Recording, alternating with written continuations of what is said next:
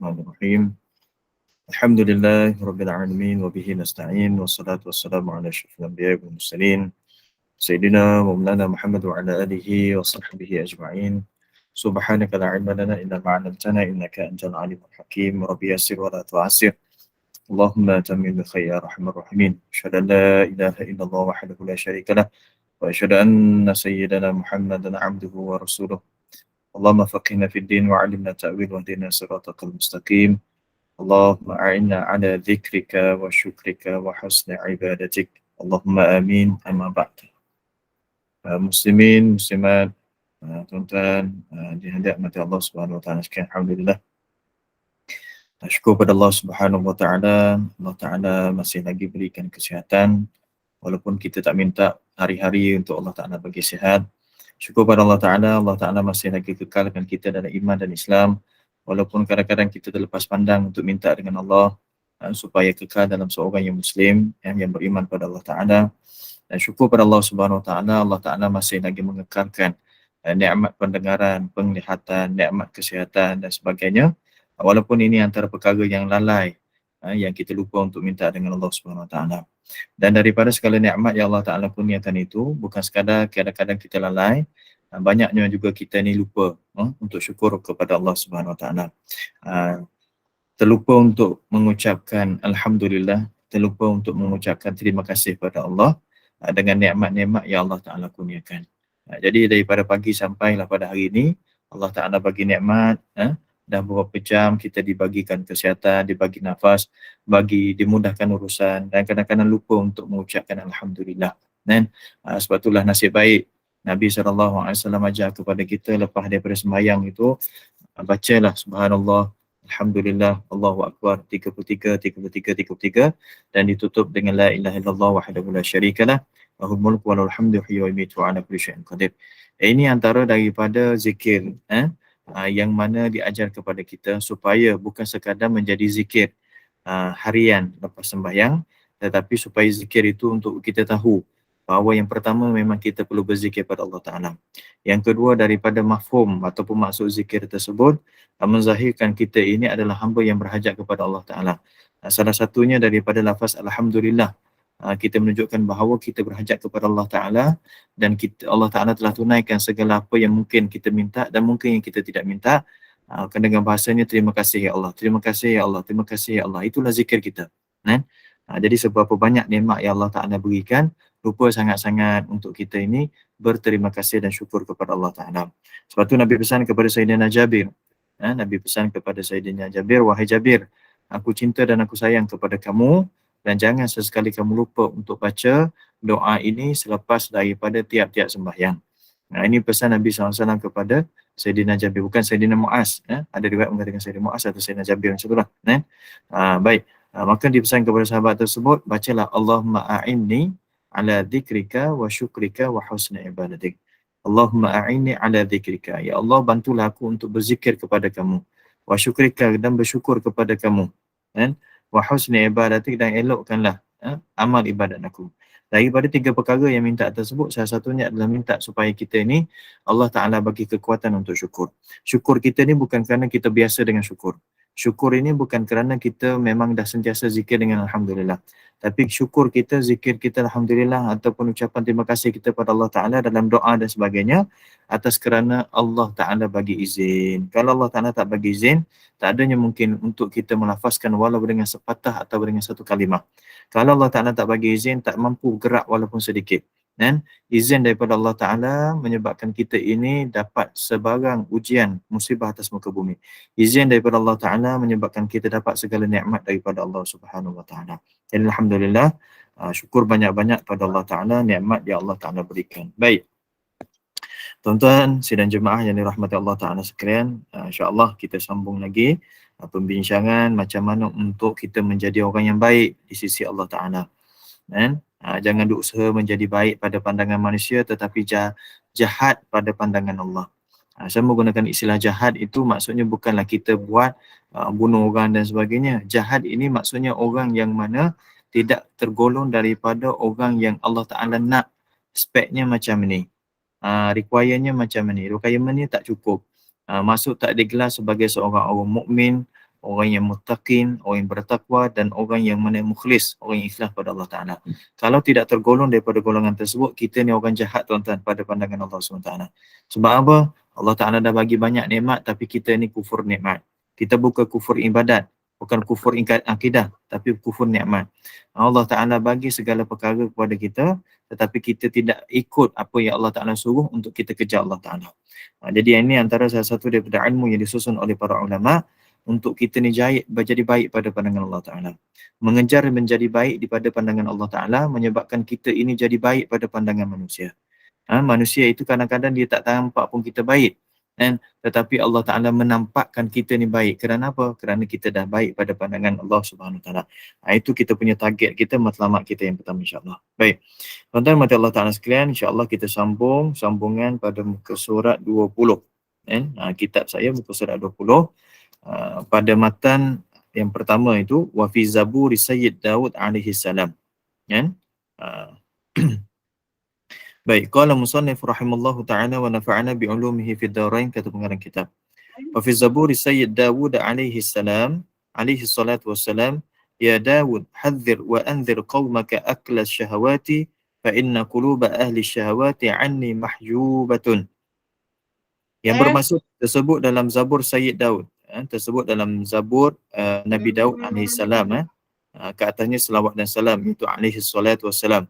Wahai Daud, berhati-hati dan berilah peringatan kepada kaummu tentang makan perkara yang diingini, kerana sesungguhnya segala hati ahli syahwat terhijab daripada aku.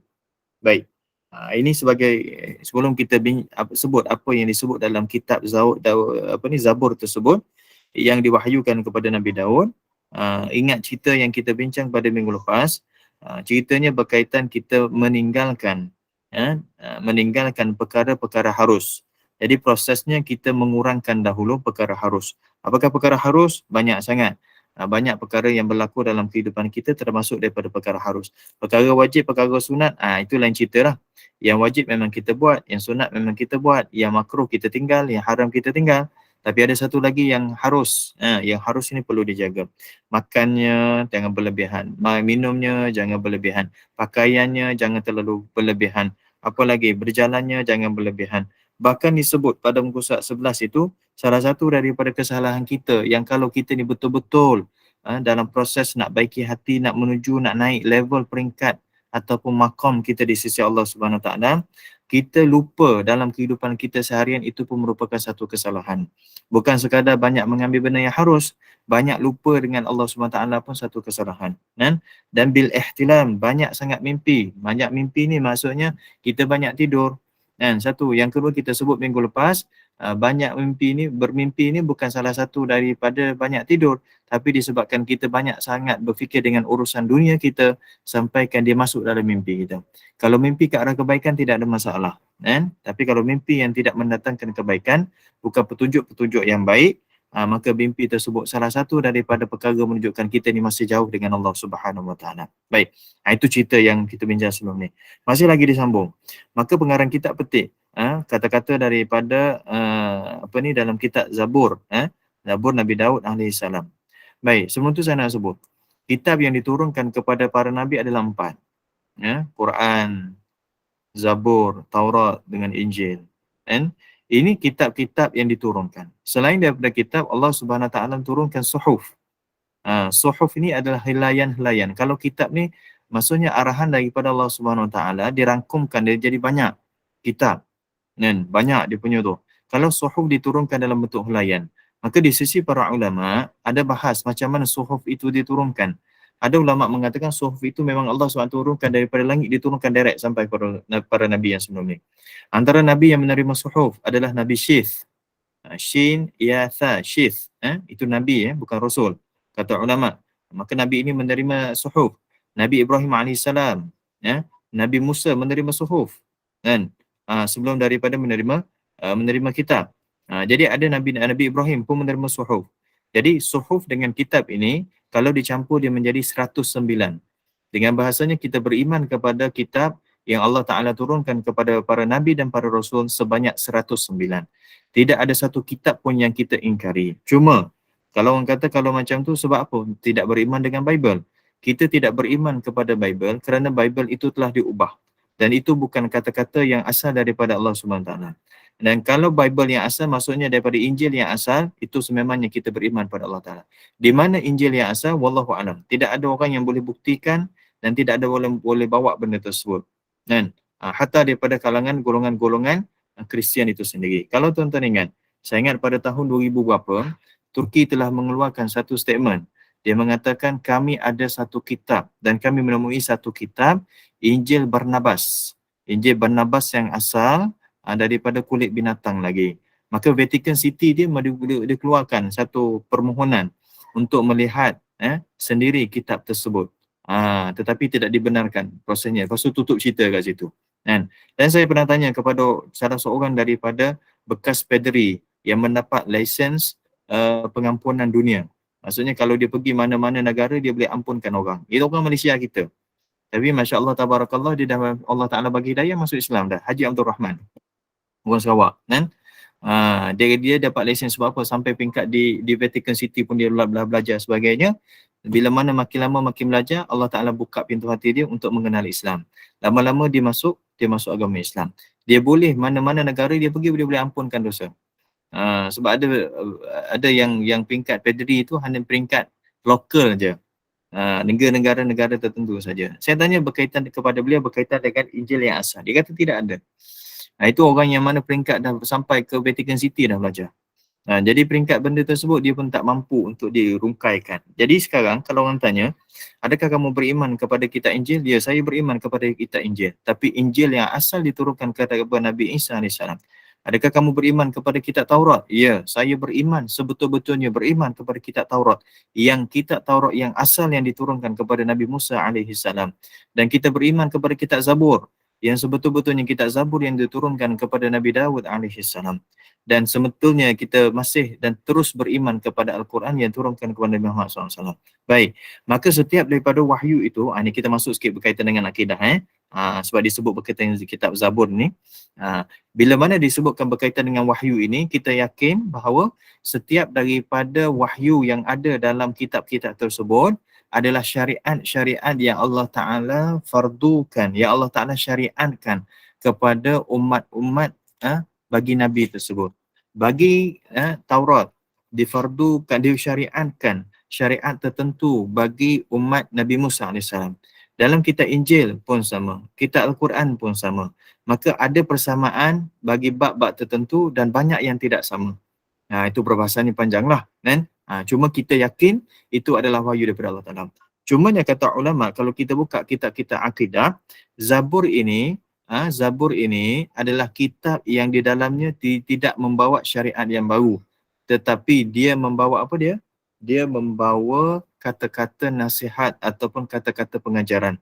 Jadi syariat yang dikekali adalah syariat daripada kitab Taurat yang diturunkan kepada Nabi Musa alaihi salam. Kan? Jadi itulah dia punya flow dia, perjalanan dia. Baik, maka dalam Zabur ini dia banyak kata-kata nasihat, kata-kata teguran. Antaranya yang dipetik. Kata Allah SWT, Ya Daud, wahai Daud, hadzir wa anzir qaumaka. Berhati-hati dan berilah peringatan kepada kaum kamu, aklas syahwat, iaitu tentang makan perkara-perkara yang diingini. Makan syahwat ini, kalau kita tengok terjemah, makan syahwat, itu makan perkara yang diiringi. Apa saja perkara yang kita nak berdasarkan daripada syahwat kita. Hari ni tinggal nak makan apa? Tinggal nak makan benda ni, tinggal nak makan benda tu. Itu dia panggil tolakan daripada syahwat kita. Kan? Haram tak? Tak haram sebab tu kita tak bincang sekarang perkara haram. Kita bincang perkara harus. Haram tu dah tolak jauh-jauh dah. Proses sekarang, kita ni dah tinggal dah benda haram. Kena jadi macam tu. Sebab kalau kita masih lagi tidak meninggalkan perkara haram, kita masih lagi terhijab untuk menuju atau mendapat redha Allah Ta'ala. Bila tinggalkan benda yang haram, naik peringkat kita tinggalkan perkara yang harus, perkara yang makruh. Perkara makruh. Lepas tu habis dah benda haram, habis dah benda makruh, dia naik level sekarang yang kita duk bincang daripada banyak-banyak minggu sampai sekarang, itu meninggalkan perkara yang harus. Meninggalkan dengan cara sedikit demi sedikit. Dengan cara apa? Kita buat benda tersebut mengikut kadar keperluan. Dia tak boleh tinggal terus. Ingat perkara haram, perkara harus, dia tak boleh tinggal terus. Tapi kalau perkara haram memang kena tinggal terus. Melainkan kalau kita duduk pada kedudukan darurat. Kan? Daging babi itu adalah haram. Tetapi dalam keadaan darurat dah tidak ada makanan lain, melainkan daging babi sahaja, maka kita wajib makan untuk jaga nyawa kita daripada menyebabkan kita ini mati. Kan? Jadi itu berkeperluan kerana darurat. Tetapi benda harus kita ajar untuk tinggal sedikit demi sedikit, tetapi untuk tinggal secara total kita tak boleh. Contoh, kita tinggal secara total makan dan minum, tak boleh. Itu menyebabkan kita mati. Kita tinggal secara total, memang tinggal betul-betul, tidur. Secara orang awamnya kita ni boleh menyebabkan kita ni uh, terkesan pada kesihatan kita. Meninggalkan terus bergaul dengan manusia menyebabkan kita ini boleh menyebabkan kita ini orang panggil kesumbang dan sebagainya lah, tak bergaul dengan orang. Maksudnya kurangkan. Tetapi dalam Zabur ini dibagi tahu kepada Nabi Daud, wahai Daud, pesan dan beri peringatan kepada kaum kamu berkaitan dengan makan perkara yang diingini. Ingin mengikut daripada syahwat. Kenapa? Kerana sesungguhnya hati ahli syahwat terhijab daripada aku. Terhijabnya kita dengan Allah SWT kerana banyak makan dan melazimi makan benda-benda yang kita inginkan. Sebab tu saya pernah sebut berulang-ulang kali, khusus untuk diri saya lah. Kalau kita ingin nak benda sesuatu tersebut berkaitan dengan makan minum, kita nak, kadang-kadang jangan dilayan sangat. Kadang-kadang tu kena layan. Boleh juga, sebab kalau tak layan langsung, sebab kita dah biasa benda tu. Dah biasa-biasa tiba-tiba kita tinggal terus, yang menyebabkan kita teringat-ingat sampai ke dalam semayang pun ingat, baca Quran pun ingat. Macam tu jangan tinggal terus. Ambil dulu, makan dulu, tak apa. Kan? Cuma kurangkan portion dia, tapi jangan selalu. Saya bagi contoh. Ada orang tu dia suka sangat makan benda western, tak salah. Ada orang suka sangat makan makanan Arab, tak salah. Ada orang tu hanya makan makanan kampung saja, tak salah. Semuanya tak salah. Selagi mana benda itu halal, makanlah. Tapi kalau kita teringin nak makan, kan? Kadang-kadang kita kata, okey, benda ni sampai peringkat kalau kita makan, puas keinginan nafsu kita. Ya, puas. Jangan dilayan. Tapi kalau kita tak bagi makan, kita tak makan juga menyebabkan duk semayang teringat lagi, baca Quran teringat, nak tidur pun teringat, makan. Kan? Sampai satu ketika, Allah SWT kehilangkan perasaan tersebut. Sebab apa? Sebab kita berusaha untuk tak nak layan, makan berdasarkan keinginan. Itu dipanggil akla syahwat, makan berdasarkan daripada keinginan hawa nafsu atau syahwat kita. Kan? Jadi makan je, tak apa, tak ada masalah. Nanti dia akan sebut, ada cara-cara juga. Kan? Sebab tu saya kata meninggalkan perkara yang harus ini adalah meninggalkan dengan secara sedikit demi sedikit. Bukan secara total. Tetapi ingat, dengan kita duk layan sangat dengan makan benda yang kita teringin berdasarkan nafsu kita, itu merupakan mahjub. Itu penghalang di antara hati kita untuk mengenali Allah Subhanahu Wa Taala, mengenali hati kita untuk makin dekat pada Allah Subhanahu Wa Taala. Sebab itulah kalau kita dah jumpa punca dia, inilah kenapa kita ni kadang-kadang kita baca Quran dia tak ada rasa zuk dia, kurang rasa seronok. Sembahyang banyak sangat hilangnya khusyuk. Buat baik kadang-kadang rajin, kadang-kadangnya atau mungkin banyaknya malas. Kan? Layan benda-benda yang melarakan. Sebab apa? Sebab hati kita terhalang kerana perbuatan-perbuatan melakukan berdasarkan keinginan syahwat nafsu kita. Yang benda tersebut bukan benda haram. Kalau benda haram total lah. Kita tak bincang dah ni benda haram. Sebab benda haram memang dia ada halang terus. Kan? Tetapi disebabkan kita duk layan sangat keinginan nafsu kita, itu pun merupakan penghalang hati kita untuk mengenali atau mendekatkan diri kepada Allah Subhanahu Wa Ta'ala. Sebab itulah masa bulan puasa sembahyangnya cantik, masa bulan puasa baca Qurannya cantik, masa bulan puasa buat amal baik pun banyak cantik, masa bulan puasa banyak amal-amal soleh kita buat, kita rasa seronok. Kenapa? Kerana kita puasa. Puasa itu kurangnya makan, kurangnya makan dengan nafsu syahwat kita. Jadi bila mana kita kurang makan dengan nafsu syahwat kita, terhalang disebabkan puasa, maka cantik ibadat kita. Penghalang kita dengan Allah Ta'ala buka sedikit demi sedikit. Kan? Tapi yang jadi masalah bila mana buka puasa malam itu. Kan? Buka puasa malam tu habis cerita lah. Yang siang hari dah cantik dah. Tapi masa buka puasa tu, dia panggil kepelbagaian makanan-makanan di bazar dan bazir Ramadan. Bazar Ramadan betul, yang bazir Ramadan tu kita tu lah. Kan? sampai belinya bukan dengan duit, belinya dengan mata dan hawa nafsu kita. Jadi maka pada masa tersebut kita makan, tengok semayang maghrib kita. Boleh beza tak mana yang paling cantik, semayang maghrib kita dengan subuh, zuhur dengan asar masa kita berpuasa? Ada beza. Orang kata memanglah beza Ustaz sebab kita kenyang kan tadi. Iyalah betul lah tu. Sebab kita kenyang. Kenyangnya sebab apa? Sebab makan. Makan apa? Makan benda haram ke? Tak, makan benda harus, benda halal.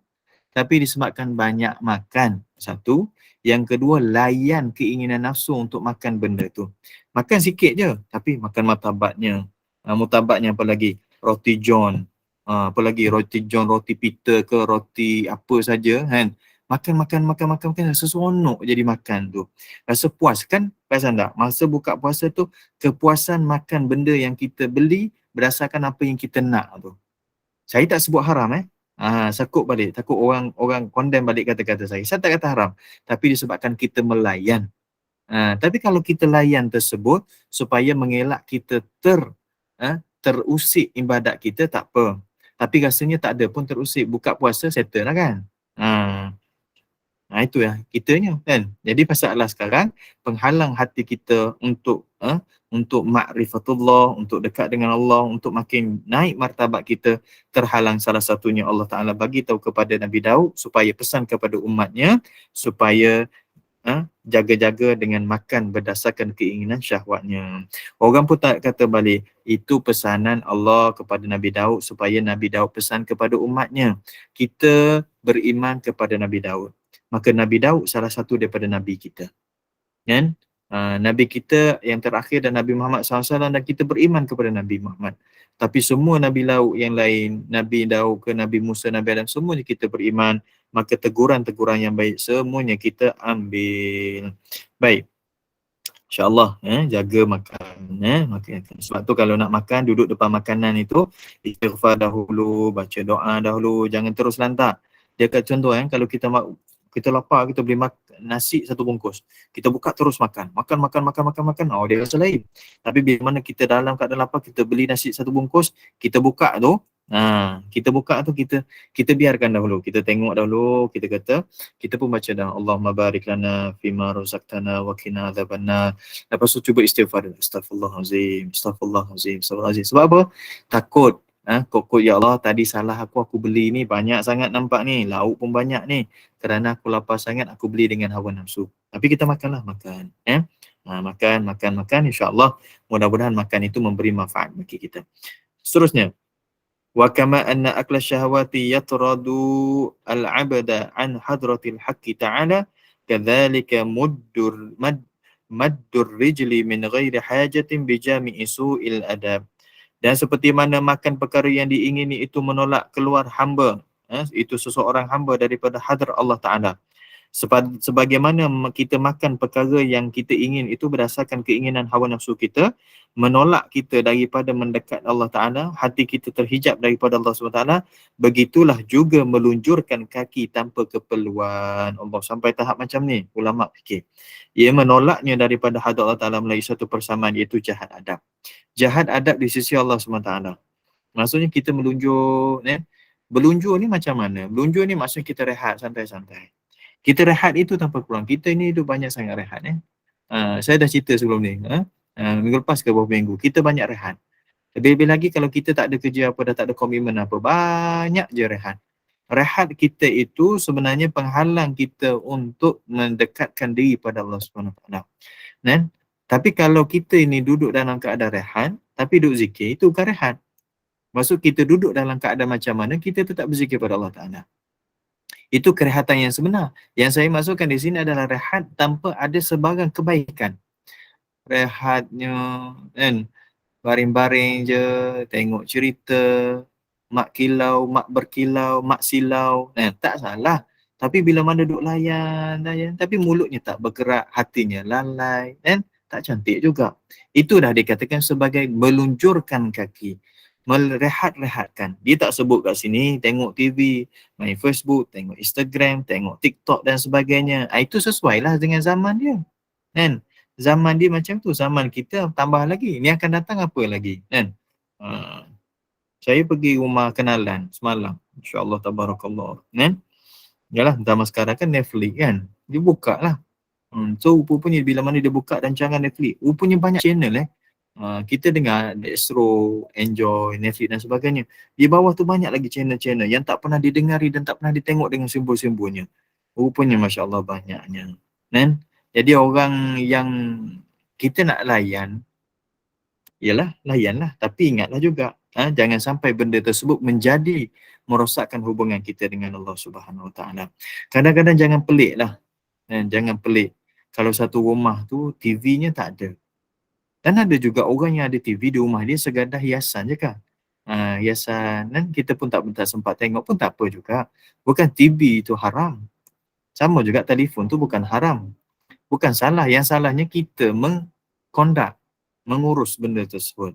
Kadang-kadang tengok benda biasa-biasa saja. Sebab tu kalau tengok rancangan contoh, kan? Kalau tengok tu biarlah menambahkan iman dan takwa kita pada Allah Subhanahu Wa Taala.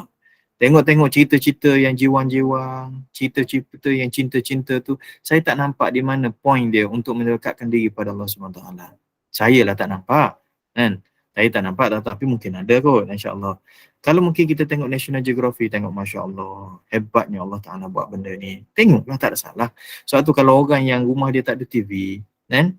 Tak apa, tak ada masalah. Orang yang ada TV rumah dia pun tak ada masalah juga. Kan? Kebaikan duduk bila mana kita mengurus mengikut daripada kehendak Allah Subhanahu Wa Taala. Ada TV, tak ada TV pun macam mana menyebabkan kita dekat pada Allah Taala? Kalau kita ni makin dekat pada Allah Taala dengan sebab televisyen itu sendiri, bukanya National Geography tengok, ya Allah hebatnya ciptaan kamu ya Allah. Lepas tu tengok rancangan-rancangan agama, set dia punya itu. Siap boleh rekod lagi. Rancangan agama yang kalau kita terlepas kita balik, kita rolling balik. Kan? Tak layan cerita-cerita lain sampaikan kita tak tahu ataupun tahu tapi tak teringin pun nak layan. Masya Allah, tabarakallah, itu bagus. Tapi kalau tak ada TV menyebabkan kita pun tak ada benda yang buat, sekadar istilahnya melunjurkan kaki rehat semata-mata, tak buat benda yang dikatakan terbatuk daripada zikrullah, ibadat, istighfar dan sebagainya, tak nak juga. Jadi apa yang ada di hadapan kita bukanlah benda tersebut boleh mempengaruhi kita, yang mana kita ini mempengaruhi alam sekitar. Kan? Maksudnya seumpama macam ni gambarannya, kita duduklah pada satu tempat, tempat tersebut berubah jadi baik kerana kita itu adalah orang baik. Bukan kerana kita itu duduk pada satu tempat, tempat yang tak elok sampai kita jadi yang tak elok. Faham? Kan? Sebab tu disilahkan melunjurkan kaki di sini adalah seumpama kita ni terlalu merehat tanpa, melunjur kaki tanpa keperluan, banyak rehat tanpa ada keperluan. Sebab itulah kadang-kadang kalau kita tak mampu nak kawal juga, ingin sangat rehat, tak apalah rehat. Kita anggap, ya Allah aku rehat ini, sekurang-kurangnya aku tidak melakukan maksiat. Maksiat secara zahir aku tak buat, dalam masa yang sama maksiat secara maya ke, online ke, apa saja aku tak buat, aku rehat semata-mata rehat, itu okeylah juga. Tetapi kalau boleh rehat itu cantikkan dengan kita ini masukkan nilai-nilai yang baik. Kadang-kadang duduk santai sebab kita penat kan. Kita penat mungkin masalah kesihatan dan sebagainya ataupun sakit. Rehat je banyak. Tengoklah rancangan-rancangan agama.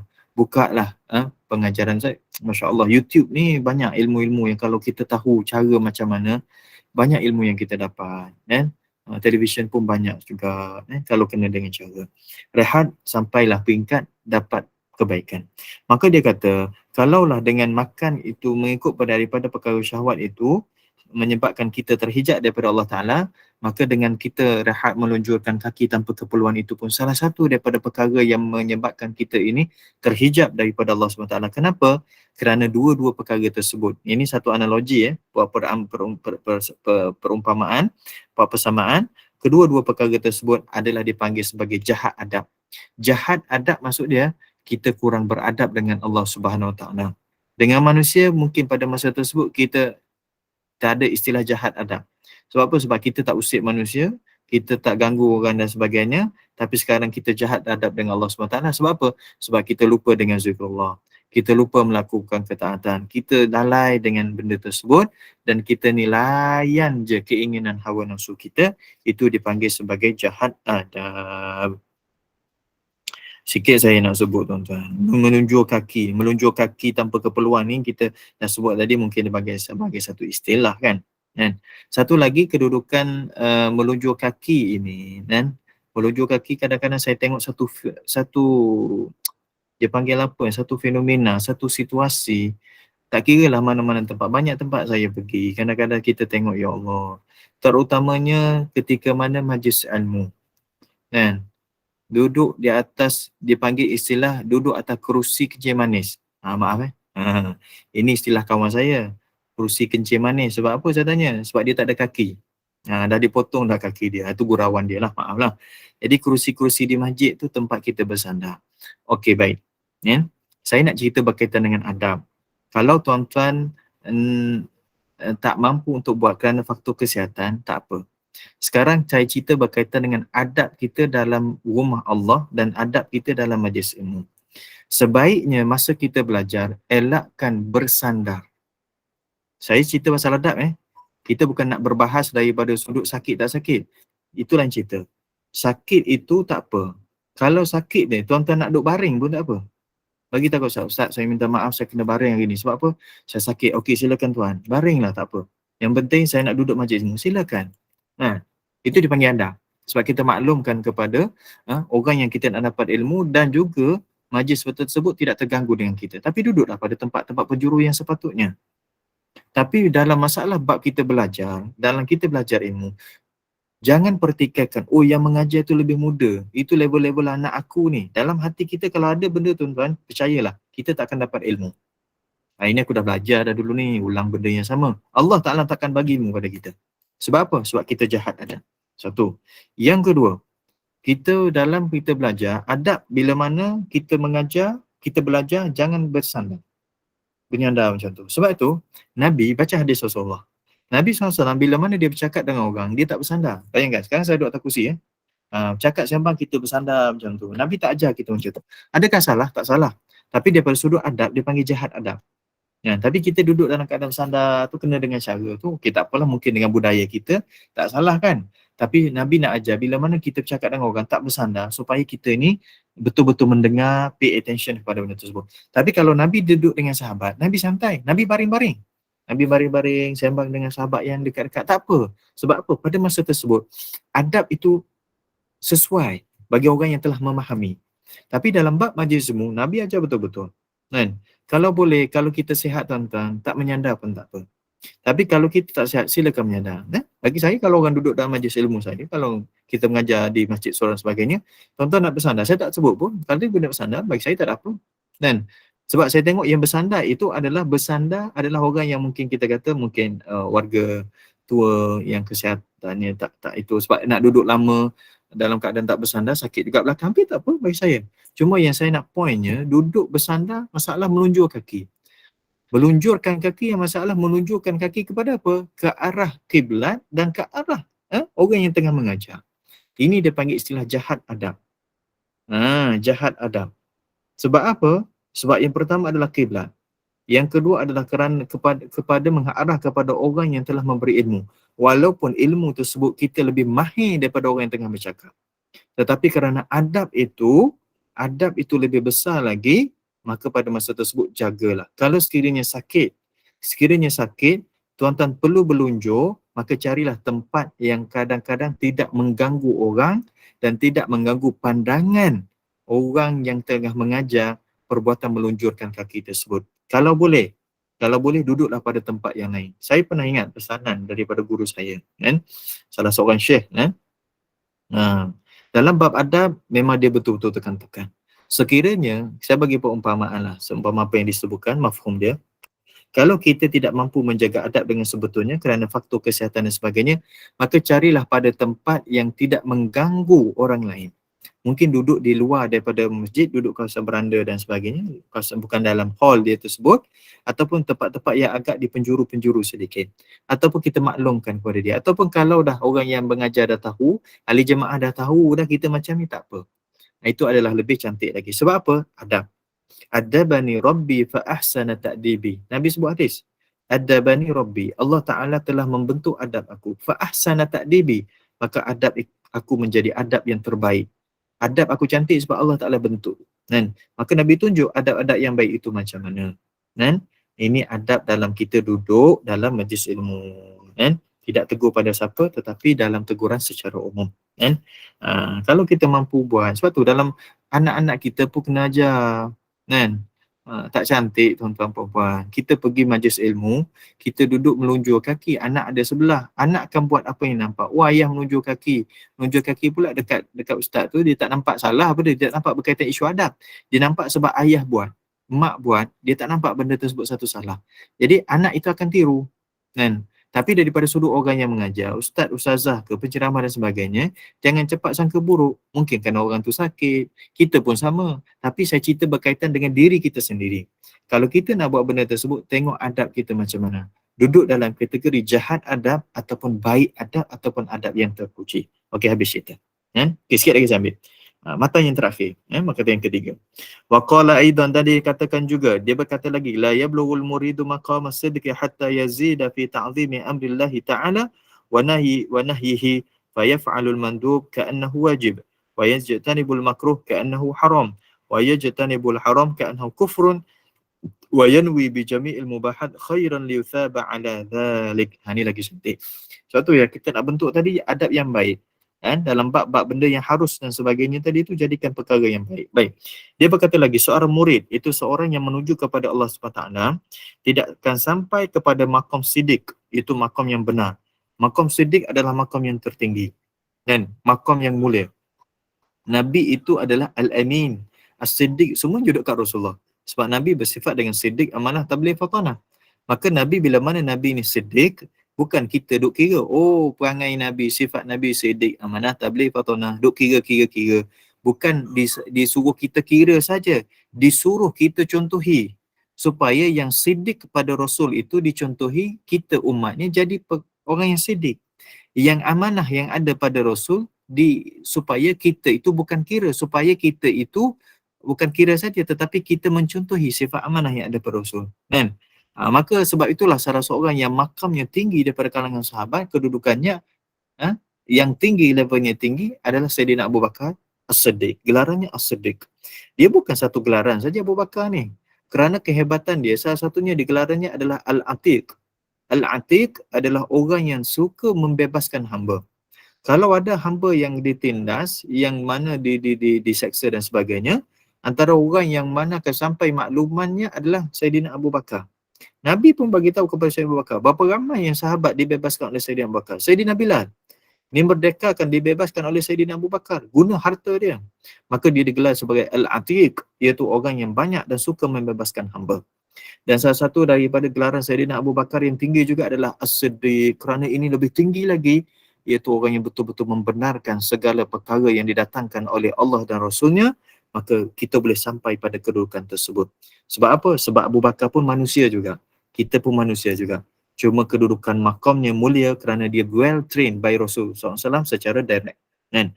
Maka dikatakan kat sini, seorang orang yang menuju pada Allah Ta'ala tidak akan sampai kepada makam siddiq, sehinggalah dia bertambah dalam membesarkan suruhan Allah SWT dan larangannya. Kita boleh sampai dengan cara kita membesarkan apa yang Allah Ta'ala suruh, apa yang Allah Ta'ala larang. Termasuklah apa yang Nabi suruh, apa yang Nabi larang. Kan? Baik. Maka dia melakukan perkara sunat seolah-olah ianya wajib. Bolehlah naik kedudukan makam siddiq kalau yang sunat itu jadi wajib. Nisbah kita mewajibkan diri kita. Hukum tetap sunat tetapi bila mana kita mewajibkan, daripada sudut hukum fiqh ni kita kata macam mana? Kita bernazar.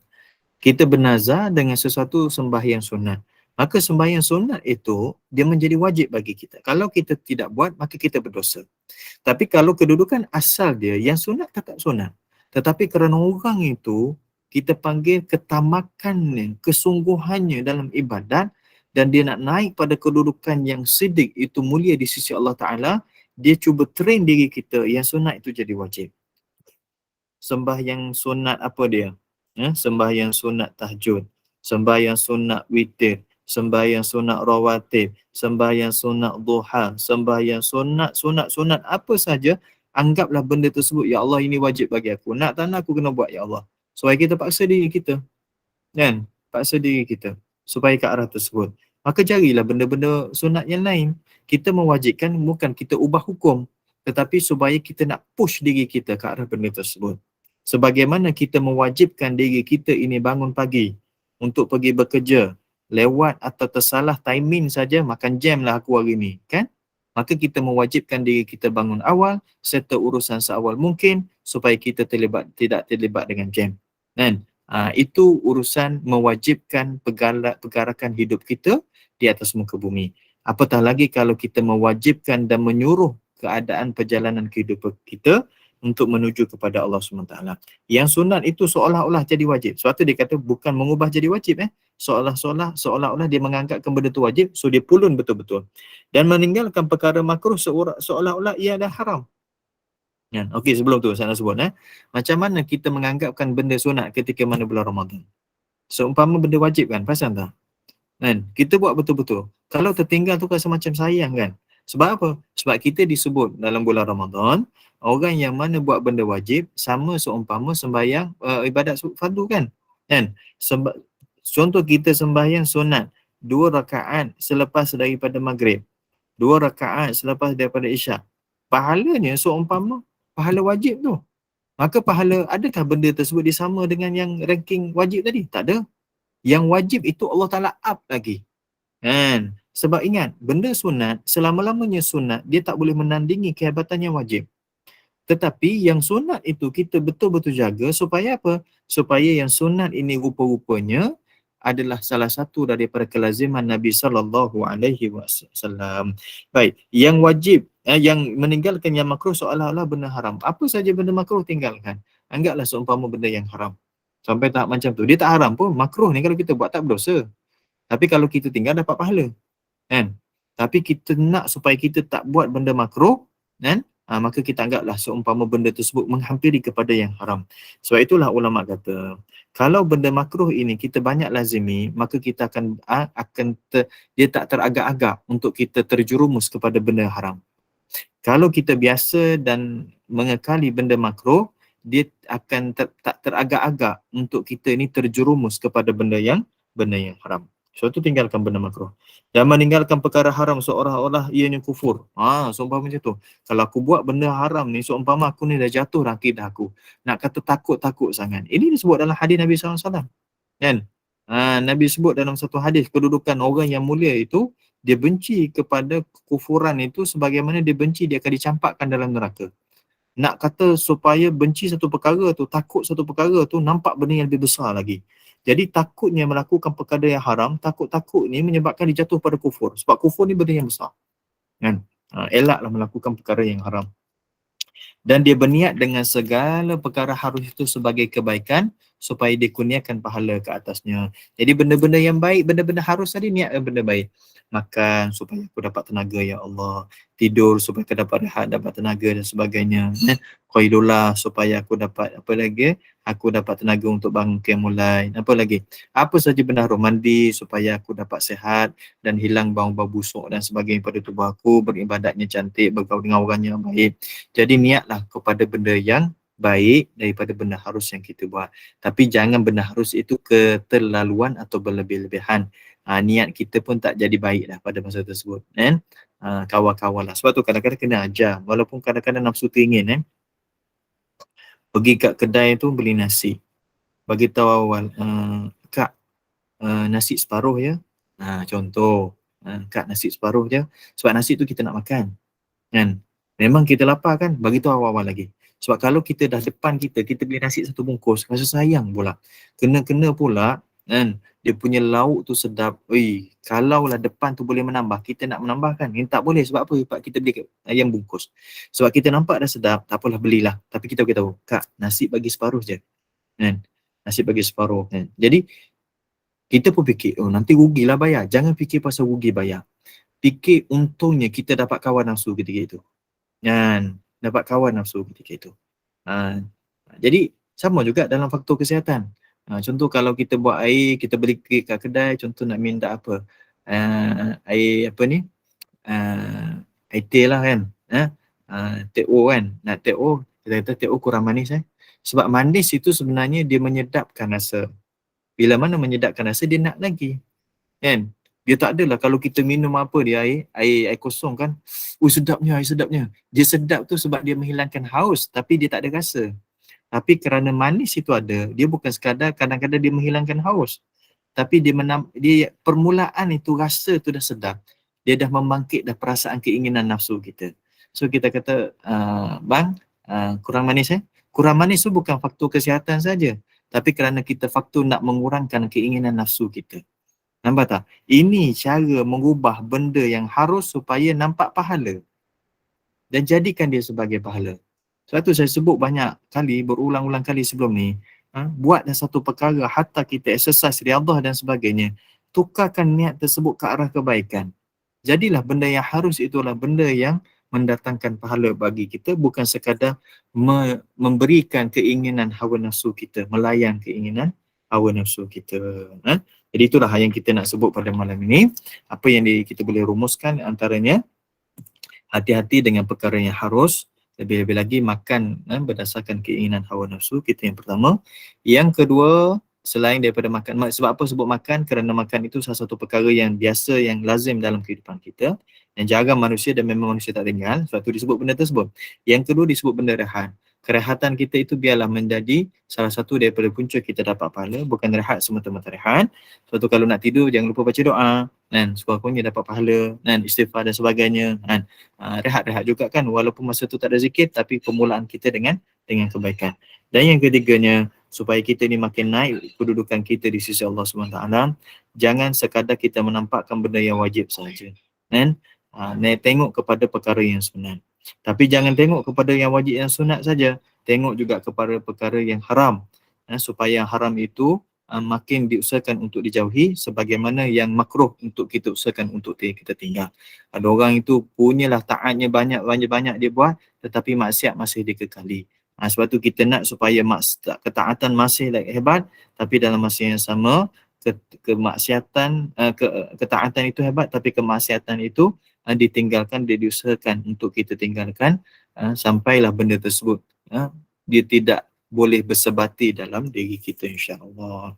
Akan datang insya-Allah kita sambung lagi apakah teguran nasihat daripada pengarang kitab Imam Abdul Wahab Asy-Sya'rani, bagi tahu kepada kita dalam proses kita membentuk diri kita untuk jadi orang baik dan menuju kepada Allah Subhanahu wa taala.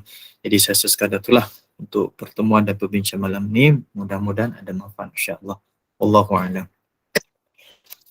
Ustaz, nak buka soalan ke Ustaz? Ada masa ke? Mungkin 1-2 soalan je lah. Silakanlah kalau ada sesiapa nak bertanya soalan. Sebelum tu Ustaz, apa saya nak tanya, kalau kita contohlah kita bertadarus duduk bersila di bawah terlalu lama kan, lepas tu kita nak luruskan kaki macam lenguh, kebas, tak apa ke Ustaz? Itu dikira tak beradab juga ke macam mana Ustaz? Boleh, tak ada masalah, sebab kalau contoh kita duduk tu dia akan lenguh, sakit, kebas dan sebagainya, luruskanlah. Tapi daripada sudut adabnya macam mana? Jangan lunjurkan kaki ke arah kiblat, satu. Yang kedua, jangan mengarah kepada tuan guru Quran kita ataupun orang ahli-ahli tadarus kita. Pusinglah ke arah tempat lain, membelakangi atau bagi tahu, minta maaf saya lenguh. Memang orang tahu dah kita lenguh, tapi tak apa, minta maaf saya lenguh saja. Urut-urut sedikit, insya-Allah kembali pada yang asal. Lepas tu tukar posisi kita, insya-Allah. Baik, alhamdulillah. Okey, silakan, kalau ada soalan. Assalamualaikum Ustaz. Assalamualaikum. Ustaz, ini berkenaan dengan adat ni Ustaz kan. Sekarang ni dia dah ada orang jual sejadah yang kita boleh lipat, yang boleh kita buat sandar Ustaz. So kita tak perlulah saya dinding ke apa untuk bersandar tu. Kalau kita gunakan sejadah tu lepas sembahyang apa semua, bila nak dengar apa kata orang, nak dengar syarah agama ke apa, kita bersandar gunakan sejadah tu, macam mana Ustaz? Macam mana hukum dia tu? Baik. Macam saya sebut tadi, isu bersandar sama juga. Kita bersandar pada tiang, kita bersandar pada dinding, kita bersandar kepada kursi itu, atau bersandar pada jenis sejadah yang bersandar itu sama juga. Dia tetap bersandar. Cuma dalam konteks adabnya, sebaiknya kita elak kalau kita tidak ada keperluan. Kodnya kat situ. Tidak ada keperluan. Maksudnya contoh, macam kita ni sihat, kuat dan sebagainya, duduk je, jangan bersandar. Sebab apa? Sebab yang pertama kita niat awal-awal, ya Allah, aku masuk dalam majlis ilmu. Tak kira lah majlis kuliah maghrib ke kuliah subuh ke apa jenis majlis ilmu saja, aku nak ilmu. Jadi ilmu tersebut Allah Ta'ala akan beri kepada kita salah satunya kerana kita menjaga adab. Dan barakah daripada majlis ilmu dan berkat ilmu tersebut kita akan dapat melalui apa dia? Melalui adab yang kita jaga. Jadi konsep bersandar sama saja. Tetapi kalau sekiranya kita ada keperluan untuk bersandar, maka bersandarlah, tidak ada masalah. Cuma saya sarankan macam ni, bagi faktor-faktor kesihatan, mungkin apa ni, ibu-ibu ataupun ayah-ayah yang mungkin faktor umur dan sebagainya, tak boleh duduk lama, saya cadangkan kalau boleh untuk permulaan kuliah jangan lagi bersandar. Sebagai apa? Sebagai kita nak menjaga adab. Sebab kita tadi dah sebut sikit berkaitan adab. Jangan lagi bersandar. Duduk sebagaimana biasa, tapi kalau kita rasa dah tak tahan nak, okey, maka bersandarlah. Tidak ada masalah. Sebab apa? Sebab masa itu kita ada keperluan. Jangan ambil awal-awal lagi. Bila mana dah rasa perlu, okey dah rasa tak tahan dah. Mungkin dalam 5 minit dah tak larat dah. Okey tak apa, baru je 5 minit. Tak apa, sebab kita tahu kesihatan tubuh kita. Okey, bersandarlah. Dinding ke dan sebagainya. Kalau memang kita ni memang dah pergi cari dinding dah pergi cari tiang dah, jangan bersandar awal-awal. Biarlah dulu majlis ilmu tu berjalan dahulu dan sebagainya. Okey, lepas tu bersandar. Sebab apa? Sebab kita tak larat. Mudah-mudahan insyaAllah adab itu memberi berkat majlis ilmu dan bagi berkat ilmu pada kita insyaAllah. Wallahu'alam. Assalamualaikum Ustaz. Ustaz, tentang bersandar, macam saya duduk online ni memang atas kerusi kan, kerusi dan meja memang dan apa, keadaan tu memang kerusi tu ada tempat sandar. Macam mana Ustaz? Ya Allah, macam risau pula sebab adab, dia sebut jahat adab tu, Masya Allah, word tu pada saya terkesan sangat. Itulah yang sekarang isunya bukan orang melihat. Kita cerita berkaitan adab ini, kita menjaga adab, yang menilai kita adalah Allah. Bukan menilai itu adalah pengajar, yang bukan menilai itu adalah rakan-rakan seangkatan ataupun rakan seperguruan kita. Yang menilainya kita nampak Allah menilai adab sebab Allah yang memberi ilmu. Allah yang memberi keberkatan ilmu dan keberkatan majlis ilmu pada kita. Jadi sekarang macam kursi saya dah tempat bersandar kan. Macam saya duduk ni, saya dah lengur dah, saya bersandarlah kejap. Kan, tak apalah. Cuma bila mana kita ini duduk dalam keadaan nak belajar, kita ni walaupun ada bersandar macam mana pun, kita tak berhajat kepada bersandar tersebut. Kerana apa? Faktor kesihatan kita cantik. Kan? Kita boleh dalam keadaan macam tu, tak apa, kita dengarlah dan sebagainya. Kan? Jadi kalau benda tersebut kita kata, oh tak boleh kan, kita baru tahu, tak apalah, kita sebab tu kita mohon dengan Allah SWT. Kita mohon dengan Allah SWT yang ilmu itu kita dapat asbab salah satunya kerana kita menjaga adab. Tapi kerana keterlanjuran, tak perasan, terlupa dan sebagainya, mudah-mudahan Allah itu maha pengampun insyaAllah. Kan? Bukan orang pengajar tu bagi ilmu kan. Bukan Allah bagi ilmu insyaAllah. Alhamdulillah, insyaAllah faham. Mana kena sensitif lah benda ni antara kita dengan Allah. Ustaz, lagi satu, macam kalau tengok recording kelas, saya suka ambil notes. Saya kemaskan notes semua dalam keadaan yang tak menutup aurat. Maknanya tak bertudung ataupun baju t-shirt lengan pendek je. Itu pun termasuk dalam tak menjaga adab saya. Dia mungkinlah kita kata benda tersebut lebih terbuka.